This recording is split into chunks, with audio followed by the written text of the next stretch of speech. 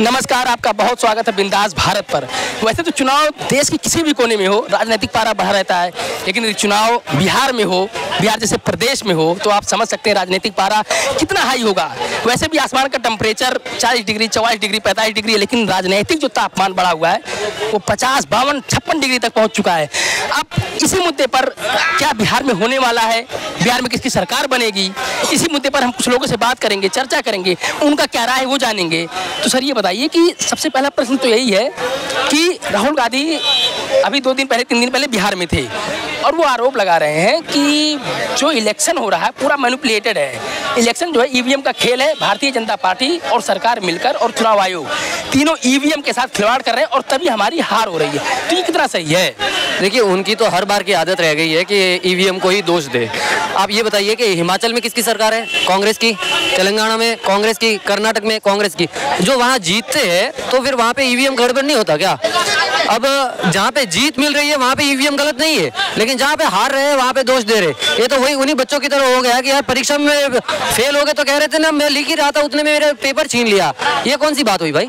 आप खुद अपनी तैयारी ठीक से करते नहीं हो और लोगों से ये एक्सपेक्ट करते हो कि वो आपसे वोट दे, आपको वोट दे।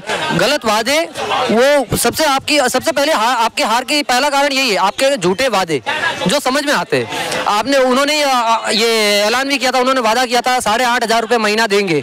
जब लेने आए तब कह रहे हैं कि नहीं, ये हम नहीं दे पाएंगे क्योंकि सरकार हमारे हाथ में नहीं। भाई साहब, आपने बोला था जीतेंगे तो देंगे, जहाँ जहाँ जीतेंगे, जहाँ जहाँ जीते वहाँ पर लोग गए थे ना। उन्होंने मुस्लिम औरतों को ये वादा किया था कि हम देंगे और जैसे ही पहुंचे तो उन्हें डंडे मार के भगाया था। तो कई जगहों की जनता को ये दिखा है कि ये लोग झूठे वादे करेंगे, ये हमें और उल्टा कहते हैं ना, बहकावे में लाएंगे, अपनी सरकार बना के भ्रष्टाचार फैलाएंगे और अपने पेट भरेंगे, इसलिए वो हर जगह पर हार रहे। लेकिन वो एक कोट करते हैं, लाल कृष्ण आडवाणी, उन्होंने कहा था कि ईवीएम हैक हो सकता है, ईवीएम को हटाना चाहिए। उन्होंने बोला था कि ईवीएम हटाओ और देश बचाओ। उस बयान को ही कोट करते हुए वो कह रहे हैं कि हैक भी हो सकता है। चुनाव आयोग के जो कहते हैं ना प्रमुख है ना, उन्होंने चैलेंज किया था कांग्रेस को और बोला था अगर ईवीएम हैक हो सकता है तो लाइए किसी साइबर एक्सपर्ट को और हैक करवा के दिखाइए। भाई, चुनाव आयोग के मुख्य व्यक्ति है, उन्होंने भी ये बोल दिया था ना कि भाई साहब हैक करके दिखा दो। उन्हें आखिर में जाके माफी मांगनी पड़ी। जब उन्हें एक ही बात के लिए पहले माफी मांगनी पड़ी है तो उसके बाद में फिर से वो ऐसी बातों को कोट क्यों कर रहे हैं? उन्हीं में समझ की कमी है ना। उन्हें पता ही नहीं है कि कहाँ पे कौन सी शब्दों को वापस दोहराना है। जब एक बात के लिए माफी मांग चुके हैं तो क्या आप एक ही गलती को 2 बार दोहराएंगे जब आप ऑलरेडी माफी मांग चुके हो? अगर वो व्यक्ति ऐसी गलती दोबारा कर रहा है तो उसमें या तो समझ की कमी है या फिर उसे सिर्फ एक ही बात को दोहराना है, एक रेडियो की तरह। उन्हें उनसे ज्यादा कुछ आता है नहीं। वैसे आप दिल्ली में खड़े हैं, हम भी दिल्ली में ही खड़े हैं। दिल्ली के पूर्व मुख्यमंत्री, राष्ट्रीय संयोजक अरविंद केजरीवाल अब की बार हुंकार भर रहे हैं कि हम बिहार में जाएंगे और बिहार में पूरे 240 सीटों पर चुनाव लड़ेंगे। तो क्या लगता है कि बिहार में 240 सीटों पर यदि चुनाव लड़ते हैं तो किसका खेला बिगाड़ सकते हैं? वो बीजेपी का या कांग्रेस का या जेडीयू आरजेडी? वो किसी का खेल नहीं बिगाड़ पाएंगे। सबसे पहले वो अपने पंजाब की जो सीट है ना, अपने पंजाब की जो मुख्यमंत्री का जो पद है ना, वो उस भगवंत मान के पास वापस बचा के रख ले, वही बहुत बड़ी बात है। क्योंकि अब वो दिल्ली से तो कहते हैं ना, जहाँ से उनका बीज पैदा हुआ था वहीं से उनका पूरा कहते हैं ना, उनको पूरा मिटा दिया गया है। अब वो दूसरी जगह पर जाके कह रहे हैं कि हम सब जगह से लड़ेंगे, हुंकार भर रहे हैं। कोई फायदा नहीं है। व्यक्ति के दोगले वादे, शिक्षित व्यक्ति होने के बावजूद भी ना समझ जैसी बातें करने वाले व्यक्ति को कहीं पर भी जगह नहीं मिलेगी। वो कहीं पर एक वोट भी नहीं ले पाएंगे। बिहार में तो एक भी वोट नहीं ले पाएंगे, ये मैं एक दावे के साथ कह सकता हूँ, क्योंकि वहाँ की जनता आम आदमी पार्टी को एक बाहर की पार्टी समझते हुए नहीं जीतने देगी। आपकी क्या लगता है कि कौन सी पार्टी जो सीएम कैंडिडेट फेस होना चाहिए आपके दिमाग से, आपके, क्योंकि आप युवा हैं? तेजस्वी यादव लगातार बोलते हैं कि हम सरकार में थे, हम जब उप मुख्यमंत्री थे तो 1.5 लाख वैकेंसियाँ फिल किया था मैंने, और जैसे मैं हटा हूँ सरकार मेरे साथ गठबंधन में थी और जैसे सरकार हटी है तब से नीतीश कुमार और बीजेपी मिलकर सरकार पूरे बिहार का नैया डुबो दे रहे हैं। उनको ऐसा ही लगेगा, क्योंकि मुझे भी ये लगता है कि मेरे पास इतना पैसा हो, मेरे पास शक्ति हो तो मैं भी 100 लोगों को रोजगार दूंगा, मैं भी कई सारे दान पुण्य करूंगा। भाई साहब, जब हाथ में आता है ना तब मन कंजूसी आ जाता है। और दूसरी चीज, वो कह रहे हैं कि 1.5 लाख भर्तियां। भाई साहब, 1.5 लाख कौन सी बड़ी बात है?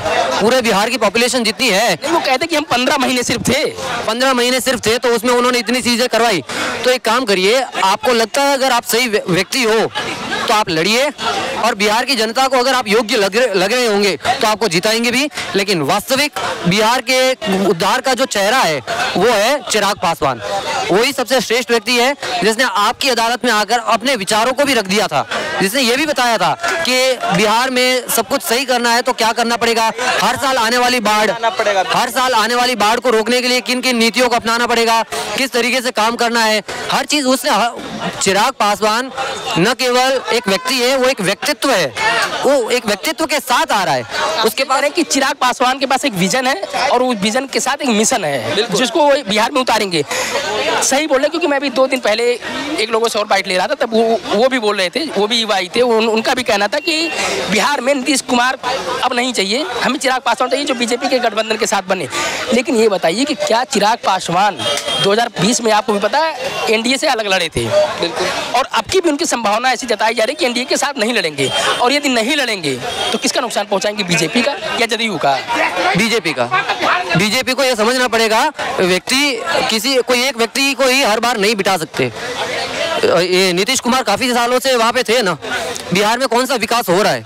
बिहार में विकास करना है तो पहले बिहारी लोगों को भी अपनी सोच को बदलना पड़ेगा, बहुत सारी चीज़ों को उन्हें कहते हैं ना अपनी आदतों को सुधारना पड़ेगा। उसके बाद और भी बहुत सारी चीज़ें हैं जिनके साथ बीजेपी को समझौता करना पड़ेगा।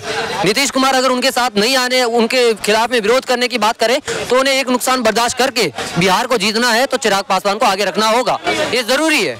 चिराग पासवान ही बिहार का वास्तविक चेहरा आज के टाइम पे दिख रहा है।